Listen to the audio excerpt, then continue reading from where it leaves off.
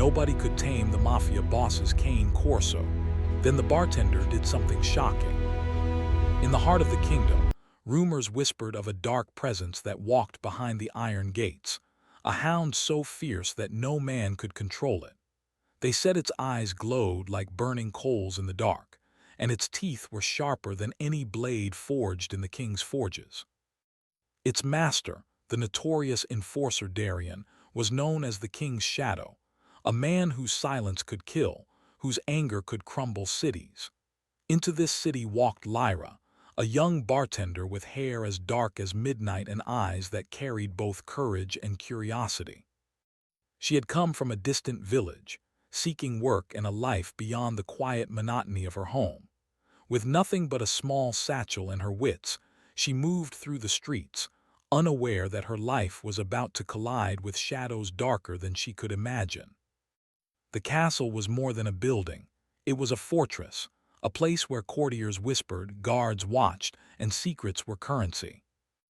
Lyra had been directed to the Gilded Tankard, a tavern near the castle gates, where she would serve drinks and meals to soldiers, nobles, and occasional visitors from faraway lands. The tavern was bustling that evening, warm with laughter, the scent of roasting meat, and the sound of coins exchanging hands. Lyra was wiping down tables when a sudden hush fell over the room. Every patron turned their gaze toward the street outside, where a great shadow moved. It was Raven, the cane Corso that belonged to Darien. Its black coat seemed to absorb the light, its eyes burned with intelligence and fury, and its massive paws left deep impressions in the cobblestones. No one approached it, not even the guards. Some whispered that Raven was not just a dog, but a creature bound by magic, a sentinel for the secrets of kings and criminals alike. Lyra felt a strange pull, part fear, part fascination. Most would have run indoors, trembling, but she stepped closer to the window. She saw Darien walk behind the hound, tall and silent, his expression as cold as winter ice.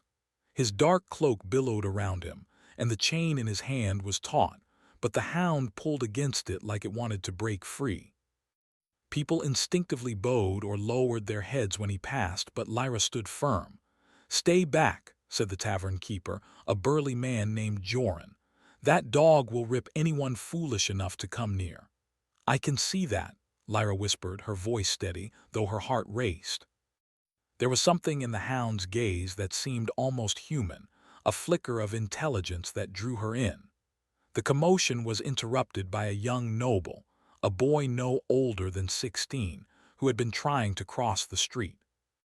He tripped, stumbled, and fell directly into Raven's path. Gasps erupted from the crowd. The hound growled, low and threatening, and its teeth flashed.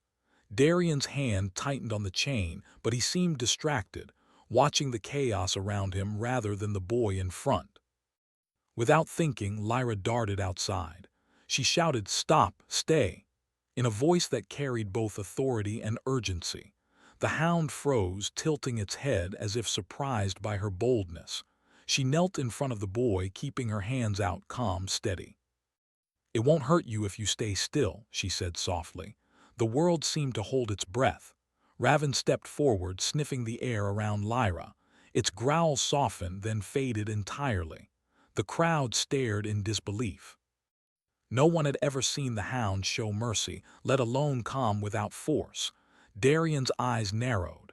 He approached slowly, his steps measured as though each movement carried weight. "Who are you?" he asked, his voice low, commanding. There was no anger in his tone, only curiosity and an unspoken challenge. Lyra rose, brushing dust from her skirts. "I'm Lyra. I was trying to help him," she said, nodding toward the boy, who scrambled to his feet, still trembling. Darien studied her, his gaze sharp, almost piercing. "No one," he said finally, "has ever spoken to Raven without fear and lived." Lyra swallowed, meeting his stare without flinching. "Maybe he just needed someone to understand him," she said quietly. A flicker of something, surprise, perhaps amusement, crossed Darien's face. He glanced at the hound, which now sat calmly beside Lyra, tail flicking slowly. "Interesting," he muttered. Then, without another word, he pulled Raven's leash and disappeared into the castle gates, leaving whispers and wide eyes behind. That night, as Lyra cleaned tables in the tavern, she could not stop thinking about the hound or the man who had commanded it. Her hands shook slightly, though not from fear. There was something about Darien, dangerous, magnetic, and tragic, that drew her curiosity like a moth to flame. Days passed. Lyra continued her work, serving drinks and listening to gossip about the castle, the king, and Darien. She learned that he was more than just an enforcer. He was a man of immense power and control, feared by many, respected by all. Rumors swirled about his past, whispered tales of betrayal, cruelty, and darkness that had left him cold and unyielding. One evening the castle sent word to the tavern. Lyra was to appear before Darien. She felt her stomach tighten, a mixture of fear and excitement swirling inside her. What could this man want with a humble bartender? When she entered the castle gates, the air changed. The lights seemed dimmer, the halls colder, yet more alive with secrets than the streets of Urindor. Darien awaited her in the courtyard, Raven seated beside him, calm and alert. The sight of the hound made Lyra's heart skip a beat. "Walk with me," Darien commanded, and she obeyed, trying not to let her curiosity betray her nerves. They moved through the castle gardens, paths lined with twisted trees and shadows that seemed to whisper old stories. Darien spoke rarely, but when he did, his voice was like gravel and velvet combined, rough and smooth, dangerous and enticing. "You have unusual courage," he said. "Most would have screamed or run. Why didn't you?" Lyra thought carefully. "Fear isn't the same as respect," she said. "Raven, he's not just a monster. He's part of you, isn't he?" Darien froze. No one had ever spoken so directly about the bond between him and Raven. He glanced at the hound, who now rested its massive head on his paws, eyes half closed. Then Darien looked back at Lyra, his expression unreadable. "You are bold," he admitted, "and foolish, but perhaps interesting." Lyra's heart pounded, yet she forced herself to meet his gaze. "I've learned that sometimes the most dangerous creatures are only misunderstood," she said softly. The hound lifted its head, watching her intently. Then slowly it approached. Its massive form loomed over her, yet it did not growl. It nudged her hand gently, a gesture no one had ever seen before. Darien's eyes widened slightly, a flicker of something, astonishment, maybe pride, crossing his face. For a moment the three of them stood in silence, bound together by a tension neither could name. The wind rustled through the trees, carrying the scent of roses and earth, of danger and change. Then Darien's hand gripped Raven's leash tighter. "This changes nothing," he said, his voice low, "but you have my attention." Lyra felt a thrill of both fear and excitement. She knew this was only the beginning, that the shadows over the court had shifted, and that she was now part of something far larger and far darker than she could imagine. As she left the courtyard, she looked back once. Raven's eyes followed her, intelligent and unwavering, and for the first time Lyra sensed that she had touched something eternal, something fierce, and something capable of loyalty and love. The night closed in around Urindor, but for Lyra, a spark had been lit, a spark that would not be easily extinguished. And somewhere in the castle, Darien considered the girl who had dared to face his hound, wondering if she might be the one to challenge not only Raven, but the darkness that lived in him as well. And so began the story of Lyra, Darien, and the untamable hound, a story of courage, shadow, and the fragile beginnings of trust in a kingdom where danger and magic walked hand in hand. The castle of Urindor was quiet that morning, but the silence was heavy, filled with unspoken rules and whispered fears. The servants moved like shadows across cold stone floors, and the walls themselves seemed to hum with secrets. Lyra had returned to her work at the gilded tankard, yet she could not shake the memory of the night before, the hound, Raven, and the mysterious enforcer Darien. Her hands trembled slightly as she poured wine, though she told herself it was only the chill. Even as she worked, her thoughts drifted to the castle. There was something about Raven that had felt almost human, not in appearance but in understanding. The way it had approached her that night had been deliberate, patient, and intelligent. And Darien, his cold exterior, the way he had studied her, the way he had acknowledged her courage, it lingered in her mind like a shadow she could not escape. Her curiosity was dangerous. In Erendor, asking questions often brought trouble, but she could not stop herself. Every story she heard from tavern patrons seemed darker than the last. Darian's name was always mentioned with a shiver of fear. The enforcer, the shadow, the man who punished betrayal without mercy. Yet now, in her mind, he was no longer only a figure of dread. He was someone she wanted to understand. That afternoon, a message arrived from the castle. Lyra was to report to Darian. Fear and excitement twisted together inside her chest. She knew this was no ordinary summons. Something had shifted when she had touched Raven, something unusual and dangerous, and the enforcer clearly noticed it. When she entered the castle courtyard, she saw Darian waiting by the fountain. Raven lay at his feet, motionless but alert. The sun glinted off the chain that bound the hound to its master, yet its eyes held a calm fire, as if it knew something Lyra did not. "Follow me," Darian said, his voice soft but commanding. He led her into the castle corridors, twisting and turning through passages lined with portraits of dead kings and queens, their eyes painted with secrets and judgment. "You must understand something," Darian said after a long silence. "Raven is not just a dog. He reflects me. His anger, his loyalty, his fear, they are mine. You touched him, and in doing so you touched something dangerous." Lyra swallowed. "I didn't mean to," she began, but Darian raised a hand. "You did not just touch him," he said quietly. "You calmed him. Which makes you interesting." His eyes studied her face. "Most people flee at the first sign of danger. You did not." "Why?" Lyra took a deep breath. "Because I know fear isn't always what it seems. Sometimes it's pain hiding behind a mask. Raven is afraid, and he is hurting. I wanted to help even if I did not understand fully." Darian's gaze did not waver. He seemed to consider her words carefully, like a scholar studying an ancient text. The silence stretched, thick with tension. Finally, he spoke. "Many people fear him," he said, voice low, "because they cannot control him. You do not fear him, and yet I see something else in your eyes: curiosity, defiance, perhaps courage or foolishness." Lyra met his gaze steady. "Maybe I am all of those things, but I also know that some bonds are not about control. They are about trust." Darian's expression hardened, but there was a flicker of surprise, almost admiration. He did not answer immediately. Instead, he led her into the castle gardens, where shadows played among twisted trees and the scent of night-blooming flowers lingered even in the daytime.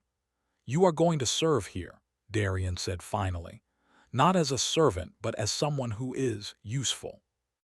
And I will be watching." His words were a warning, but beneath the surface there was something else, a test, a challenge. Lyra nodded, understanding that she was stepping into a world far more dangerous than her small village, but she did not step back. Fear had no power over courage, that was true.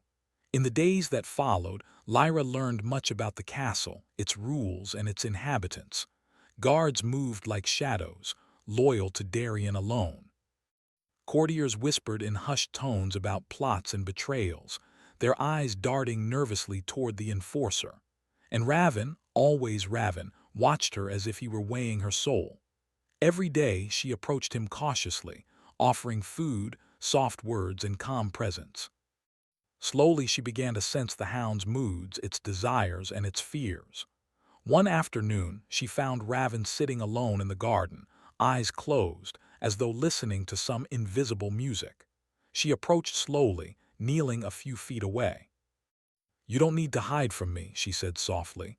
"I am not here to harm you. I just want to understand." The hound's ears twitched, and it opened its eyes, deep pools of black that seemed to look straight into her heart. Then unexpectedly, Raven inched closer, resting its massive head on her lap. Lyra's hands trembled as she stroked its fur. It was warmer than she expected, softer and alive with power and intelligence. Unseen, Darien watched from the shadows. His jaw tightened, and for the first time in many years he felt something unfamiliar: vulnerability. Lyra, a simple bartender, had done what no one else could: touch the heart of the beast that reflected his own. That evening Darien called her to the study, a room lined with books, artifacts, and objects of old magic. "You have a gift," he said, voice measured. "Not many can reach Raven, not many can reach me either, but that gift is dangerous." Lyra looked down, unsure how to respond. "I only know that he and you are not what everyone thinks. I see the pain, and I see the loyalty, the fear, the anger. You are both trapped." Darian's hand twitched near the edge of the desk. "And what would you do if you could free us?" he asked, almost whispering. Lyra hesitated.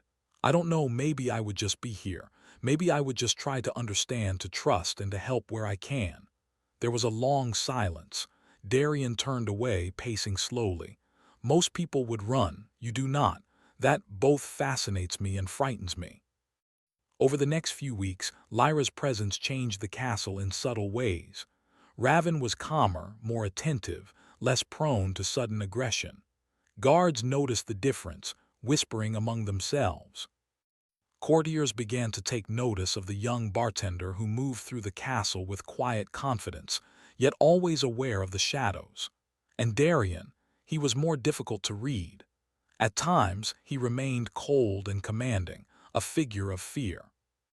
At others, his eyes lingered on her a fraction longer than necessary, betraying a curiosity he could not control. Lyra sensed the tension, a battle between the man he had become and the man he might be. One night the castle was quiet, wrapped in the soft silver light of the moon. Lyra wandered the gardens, drawn by the soft sounds of Raven moving among the flowers. She found the hound by the fountain, sitting still and regal, as if guarding secrets older than the kingdom itself. "You are not so untamable after all," she whispered, reaching out to stroke his fur. Raven leaned into her touch, the weight of his massive body pressing against her hands. It was a gesture of trust, earned in moments of patience and courage. Unseen, Darien watched again from the shadows. The sight unsettled him in ways he could not name. Lyra had done what he himself could not: touch the heart of his world, and perhaps the heart of himself. Suddenly, a loud crash echoed through the castle, breaking the serene moment. Alarms rang and the guards rushed past them. Lyra instinctively grabbed Raven's collar, and the hound sprang into motion, powerful and precise. Darien appeared, sword in hand, his face a mask of determination. A group of intruders had breached the outer walls. Their intentions were unknown, but their presence brought danger directly to the castle. Lyra's heart raced, but she did not run. She stayed beside Raven, calm, steady, ready to act. Darien fought with skill and precision, but it was Raven and Lyra together who made the difference. The hound's strength and Lyra's courage formed an unspoken partnership. Intruders fell back, confused and overwhelmed. And in that moment Darien saw it clearly. Trust, courage, and empathy were more powerful than fear or force alone. When the chaos subsided, the castle silent once more, Darien approached Lyra. His voice was low, almost unsteady. "You saved more than just yourself today," he said. Lyra looked at him, her chest heaving, her hands trembling slightly. "We saved each other," she whispered. For the first time, Darien allowed a faint smile, fleeting but real. And Raven, his great black eyes gleaming in the moonlight, rested his head against Lyra's shoulder, calm and obedient, the bond between them unbroken. Yet even as peace returned, both Lyra and Darien sensed the undercurrent of danger still flowing through the castle. Shadows whispered of plots and betrayals, of secrets and power beyond their control. And both of them understood in that quiet moment that the story of courage, trust, and transformation was only beginning. The castle of Urindor was no longer just a place of shadows and fear. For Lyra, it had become a world of strange discoveries, hidden dangers, and the slow, unsettling pull of curiosity.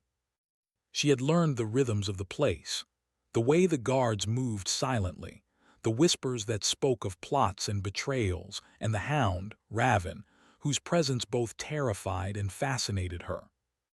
Yet nothing had prepared her for the events that would soon unravel the delicate balance of the castle's dark order. It began with a warning. A courier, bloodied and frantic, arrived at the castle gates in the dead of night. He barely managed to gasp out the words, "They are coming, the North Battalion traitors Darien," before collapsing. Darien, ever vigilant, read the message with narrowed eyes. His jaw tightened as he clenched his fists, and the tension in the castle deepened. The North Battalion had long been rumored to harbor disloyal officers, men who sought power and control, willing to overthrow the king's enforcer. And tonight, they had chosen to strike. Lyra watched from a safe distance, but she could not remain on the sidelines. Her bond with Raven had grown stronger, and she understood the danger not just to herself, but to the man who, despite his coldness, had begun to rely on her calm presence. Darien turned to her, voice low and commanding. "You will come with me. Stay close. Do exactly as I say." Lyra nodded, her heart pounding. "I will," she whispered. There was no hesitation in her voice, only determination. The night was thick with fog as they moved through the castle corridors, their footsteps silent on the stone floors. Raven padded beside Lyra, a silent sentinel. The hound's eyes gleamed in the dim light, reflecting a mixture of alertness and curiosity, as though it, too, sensed the weight of the coming confrontation. They emerged from a side gate into the wild forests beyond the castle. The trees were tall and twisted, their branches reaching out like skeletal fingers against the moonlit sky. Shadows moved between the trunks, and the air was thick with tension. Darien's hand rested on the hilt of his sword, eyes scanning for threats. Lyra clutched Raven's collar tightly, feeling the hound's power under her hands. The first ambush came swiftly. A group of armed men emerged from the darkness, their intentions clear in the glint of their weapons. Darien moved like a shadow, striking with precision, yet Lyra and Raven became the unexpected force that turned the tide. The hound leapt forward, teeth bared, yet restrained by her gentle voice. It was as if Raven understood that her courage and presence were as vital as any weapon. Lyra did not fear. She had learned that courage was not the absence of fear, but the decision to act despite it. Her hands guided Raven, her voice soothed him, and together they became a force neither the intruders nor the forest could anticipate. When the attack was over, silence fell, broken only by the heavy breathing of the survivors. Darien's eyes met Lyra's, a mixture of astonishment and something deeper, gratitude perhaps, or an emotion he had not felt in years. "You were remarkable," he said, voice low, almost hesitant. "Most people would have screamed or run." Lyra shook her head. "I did what I had to do, and Raven, he helped me. You've given him so much strength but also so much pain. He's loyal because he chooses to be, not because he has to be." Darien remained silent for a moment, then nodded slowly. "You understand things most people never see. And yet this bond between you and Raven is dangerous. It could save us, or it could destroy us."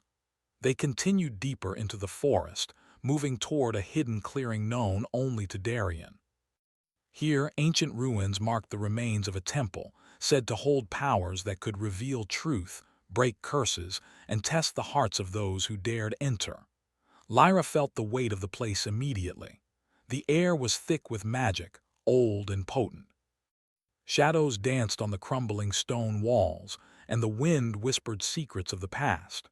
Raven stayed close, his body tense but obedient, as if he too felt the importance of this place. Darien led her to the center of the ruins, where a circle of stones formed a pattern worn by centuries of storms and time. "This is where we must face the truth," he said, voice grave. The curse that binds Raven is tied to me. Every act of anger, fear, or isolation I have ever known, it lives in him. To free him, I must confront the darkness within myself, and you may be the key." Lyra's heart raced. She had expected danger from others, from enemies and traitors, but this was something more profound. She realized that the hound's behavior, Darian's authority, and even the fear that hung over the castle were all connected. The darkness within Darian had created the beast that terrorized the kingdom. "I don't know if I can help," she admitted softly, though she moved closer to Raven, placing a hand on his massive head. "But I will try, because I believe no one is beyond redemption. And sometimes trust can change everything." Darian's gaze softened slightly, though his eyes remained wary. "Then we begin." The process was slow, deliberate. Lyra spoke to Raven, her voice calm and steady, recounting memories of his loyalty, his courage, and the moments when he had protected her and the young noble in the city. She guided him gently, acknowledging his pain, and in doing so mirrored the emotions Darian had buried deep inside. For the first time, Darian allowed himself to speak of the past he had hidden. He told her of betrayal by friends, of the burden of power, and of mistakes that had left scars on his soul. Lyra listened without judgment, her presence a balm to wounds he had carried for decades. Raven moved between them, a living bridge of trust. The hound's growls softened, its body relaxed, and its eyes reflected an intelligence that mirrored Darian's own. Lyra realized that this connection, the courage to face fear, the empathy to understand pain, was not just transforming the hound, but the man himself. Hours passed in silence and quiet conversation. The ruins seemed alive, responding to the bond forming between them. The wind carried whispers that sounded like ancient voices, praising bravery and truth. Shadows shifted, not threatening but observing, acknowledging the first steps toward redemption. Finally, Darian spoke, voice low but steady. I have never felt anything like this. You and Raven, you have changed something in me, perhaps even enough to forgive myself." Lyra's hands trembled as she reached out, touching his arm gently. "Redemption is not about forgetting the past," she said softly. "It's about choosing a new path. You are not alone anymore, and neither is Raven." For the first time in years, Darian allowed a faint, honest smile. It was fleeting but real, a crack in the armor he had built around himself.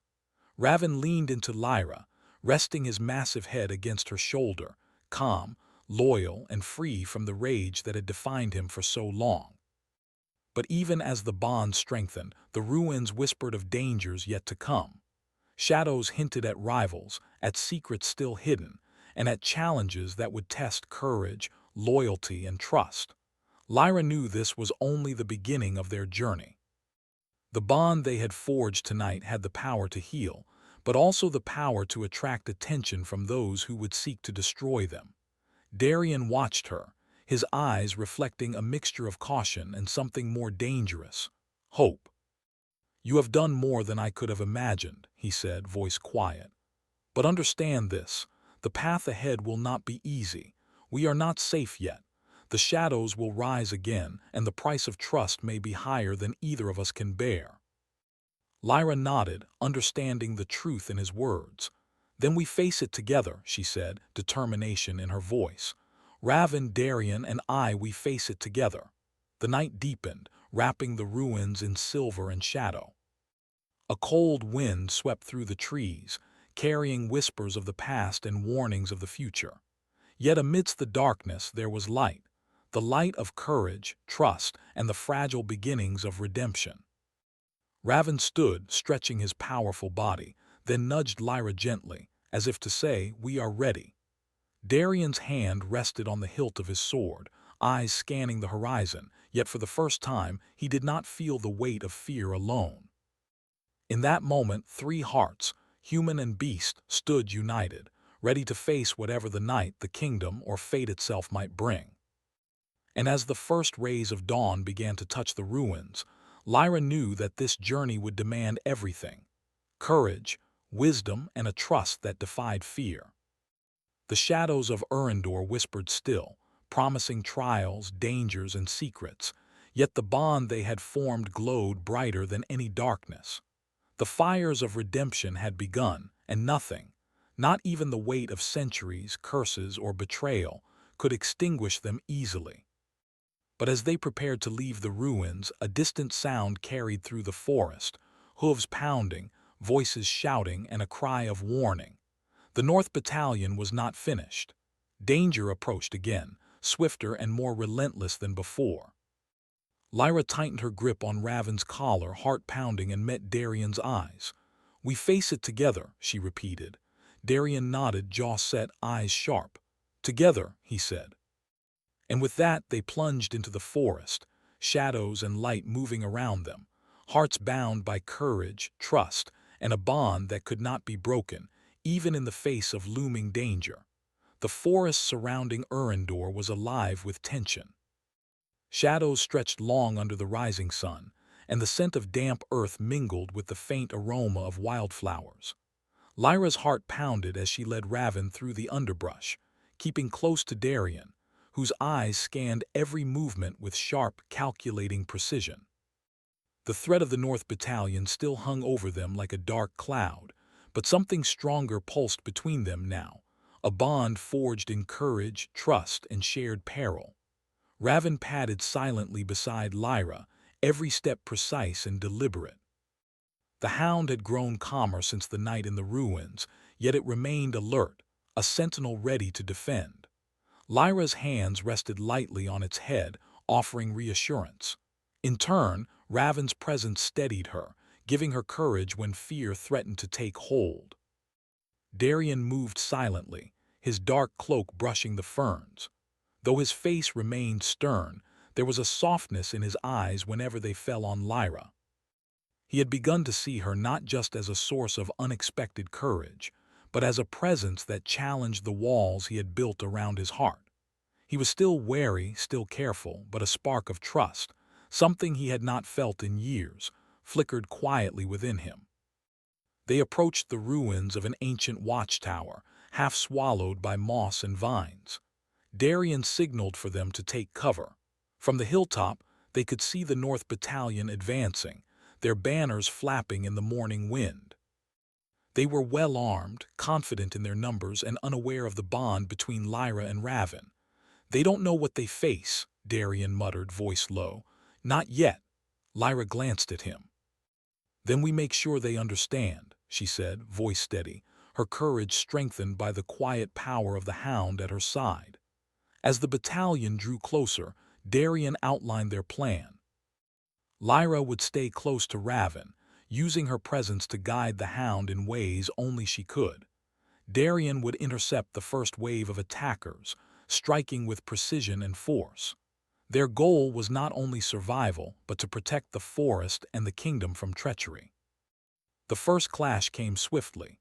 Soldiers burst from the tree line, weapons raised, shouting war cries that echoed through the valley. Darian moved like a shadow, swift and deadly. Raven leapt into action, controlled but fierce, guided by Lyra's calm commands and gentle touches. Together, human and beast became a force of precision and power, each anticipating the other's movements. Lyra's heart raced as she directed Raven to intercept soldiers attempting to flank Darian. The hound moved like a shadow, knocking weapons aside, nipping without harm, intimidating without cruelty. Lyra's calmness and soft words anchored Raven's fury, turning it into a disciplined, controlled strength that no enemy could withstand. Amid the chaos, Lyra noticed Darian struggling against a group of enemy soldiers. Though he was unmatched in skill, the numbers pressed hard against him. Lyra took a deep breath and whispered to Raven, "Go, protect him, protect us." With a powerful leap, Raven charged, scattering the soldiers. Darian turned his head briefly, catching Lyra's eye. In that moment, a silent understanding passed between them. Courage, trust, and loyalty had turned the tide. The battalion faltered, confusion spreading among their ranks. Darian pressed forward and Raven followed, controlled and deadly. Lyra moved beside the hound, guiding it with careful hands, her calm presence weaving a protective shield that seemed invisible but unbreakable. When the last of the intruders fled into the forest, silence settled over the valley. Breathing heavily, Lyra knelt beside Raven, resting her hands on his powerful shoulders. The hound leaned into her touch, calm, obedient, and free from the rage that had once defined it. Darien approached, his expression unreadable. For a long moment he simply watched her and Raven, absorbing the sight of the bond that had grown between them. Finally, he spoke, voice low and rough. "You've done more than calm a beast," he said. "You've shown me that trust and courage can change everything." Lyra looked up at him, her chest still heaving. "We all have something inside us that needs to be understood," she said. "Even you, even Raven, even me." Darian's eyes softened, the first trace of vulnerability appearing openly. I never believed anyone could see through the walls I've built," he admitted. "But you've done more than I thought possible." The wind rustled through the trees, carrying the scent of moss and earth, of freedom and change. Raven stood quietly beside them, his eyes bright and intelligent, reflecting the transformation he had undergone alongside his master. Over the next days, Darien allowed Lyra to spend more time in the castle, not as a servant or observer, but as a companion and ally. She continued to guide Raven, whose obedience and loyalty became legendary in the castle. Courtiers whispered of the young bartender who had tamed the untamable hound, yet Lyra paid little attention to their awe or envy. Her focus remained on understanding Darien, the man whose shadow had long dominated the kingdom. It was during these quiet moments in the gardens under the silver light of the moon that their bond deepened further. Lyra would sit with Raven at her side, and Darien would stand nearby, watching, sometimes speaking, sometimes silent. Words were not always necessary. Trust, understanding, and the shared experience of danger had created a connection that ran deeper than speech. One night, as the stars sparkled above the castle, Darien finally spoke of the past that had haunted him for years. "I was not always this man," he said quietly, eyes distant. "I made choices that brought pain, betrayal, anger. I carried it all and it turned into something I could not control. Raven, he became the reflection of my own darkness." Lyra placed a hand on his arm. "And now?" she asked softly. "Now," Darien hesitated, then looked down at her. "Now perhaps there is a way to move forward, not forgetting, not excusing, but healing. And you are part of that." Lyra smiled gently. "Healing begins with trust," she said. "And love, if we are brave enough to let it in." For the first time, Darien allowed himself to consider the possibility of something he had thought impossible, a life beyond fear, beyond control, beyond shadows. He had always been alone, bound by his own walls. But Lyra had shown him that bonds could be chosen, that loyalty could come freely, and that courage could overcome even the darkest past. Raven nudged Lyra gently, breaking the quiet tension. The hound's eyes reflected the loyalty and trust that had been forged over weeks of danger, fear, and courage. Darien watched, his heart stirred by the sight of his companion, the woman who had changed him, and the hound that had carried his darkness and now reflected the hope he had nearly forgotten. Days turned into weeks. The kingdom slowly returned to its rhythm, though whispers of danger still lingered in the air. Lyra continued to guide Raven, and Darien continued to watch over them both, a man changed, yet still strong and cautious. Their bond, tested in fire and shadow, had become unbreakable. One evening, as the sun set over the castle towers, painting the sky in gold and crimson, Lyra and Darien stood together in the gardens. Raven lay beside them, calm, vigilant, yet at peace. "You've given me something I never thought I could have," Darien said, voice soft but firm. "A chance to be more than the shadow I've been, a chance to live." Lyra smiled, her eyes reflecting the glow of the sunset. "And you've given me courage, too," she said.